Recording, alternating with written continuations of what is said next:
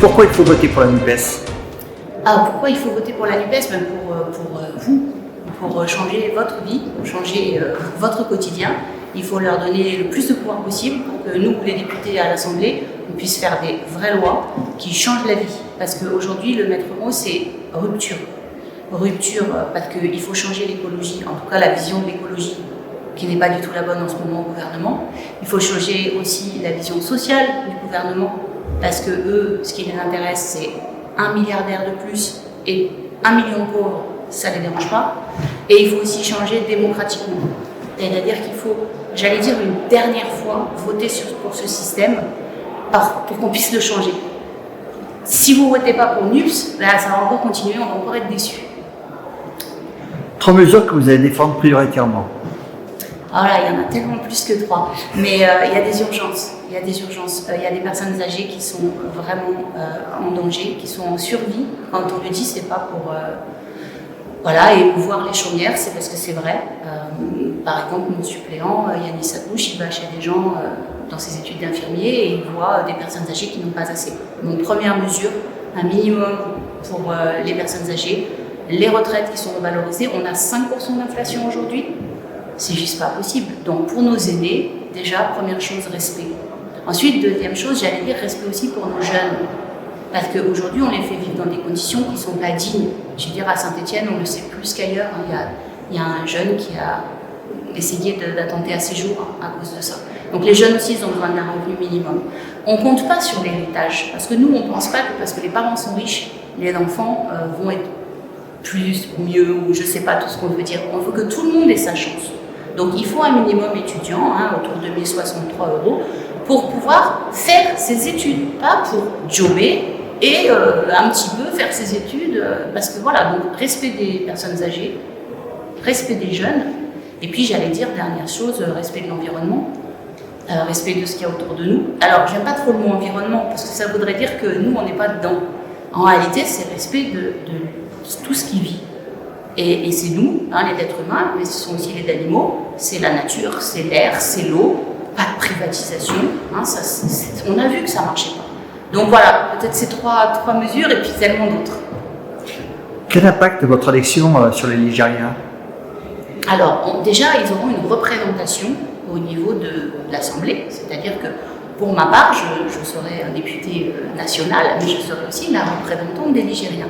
Donc s'il y a besoin, par exemple, dans une lutte, d'avoir quelqu'un qui vient et qui, à côté d'eux, accompagne la lutte de la grève ou de l'occupation, comme on a fait, comme on a été voir là, les filles d'Orpea, pour dire, non seulement on est à vos côtés, mais on va vous représenter là-haut. Ça veut dire qu'on va proposer des lois, on va proposer des décrets, on va proposer tout un tas de choses et on va faire ce lien. D'accord, c'est une sorte de trait d'union, si vous voulez. Et puis on va aussi faire descendre de Paris des choses. C'est-à-dire qu'on va dire, pour par exemple ma circonscription, on a besoin de rénover les bâtiments. Il y a des centaines de logements vides à Saint-Étienne. Et les lois, elles ne sont pas adaptées. Aujourd'hui, personne ne peut remplir un dossier pour demander une rénovation. Ça, c'est sûr, c'est très compliqué. Donc on va aussi apporter des rénovations. On va aussi proposer des aménagements, par exemple, sur la non-artificialisation des sols. Vous savez, toutes les communes de ma circonscription, Saint-Jean-Bonnefond, Villars, Saint-Genès, ils vont être confrontés à ça.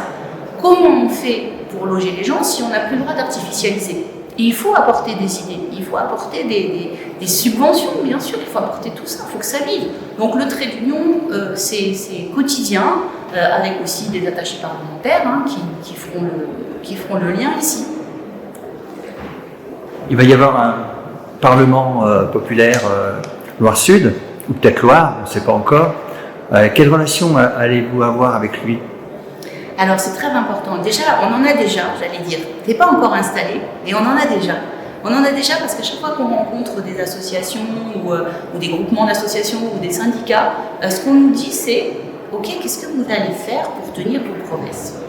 Et c'est sûr, aujourd'hui on est dans un temps où on a besoin de ça. On ne peut plus parler, et puis après on verra. Hein, parce que l'union de la gauche, ça s'est déjà faite, ça a marché pour plein de choses, ça a marché pour les 35 heures, super. Mais après, des fois ça s'arrête un moment.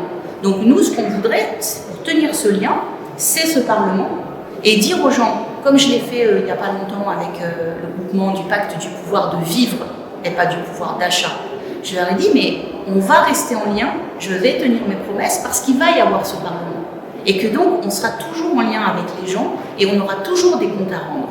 Et puis, on va aussi signer des chartes pour l'écologie, le respect. Moi, j'ai signé la charte anticorps.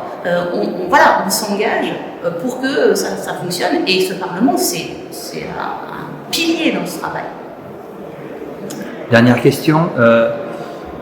Qu'est-ce qui, dans votre expérience professionnelle, comme ligérienne, va vous aider et faire de vous un bon député?